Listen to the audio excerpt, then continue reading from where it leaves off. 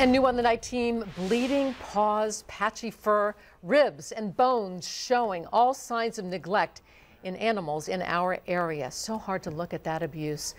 The Rhode Island SPCA made 3 separate arrests in animal cruelty cases this week, all of them unrelated. Your heart breaks when you see their conditions, doesn't it? The night team's Olivia Fecto is live with the change in the law that ended with the owners being charged. She's live in the newsroom right now. Olivia? Well, Dan and Patrice, when many people think of animal abuse, they think of purposely causing an animal pain or suffering. And under the law, that's what was required for cruelty charges until recently.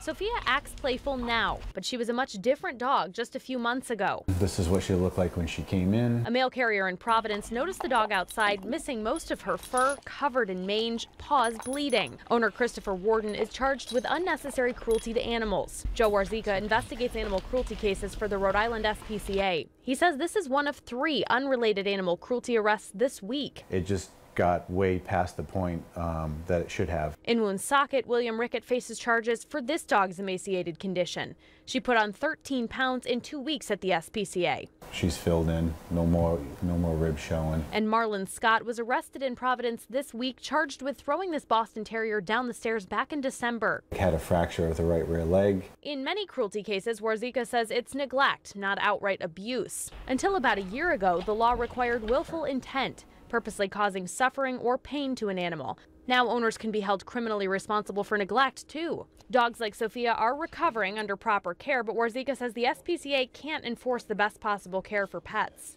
I may take care of my animals to a certain standard. I certainly can't hold everyone to that standard. We hold people to the minimal standard that the law requires. The SPCA says even if people don't have the means to take care of an animal, there are resources available, including rescues, shelters, and financial support to help take care of pets.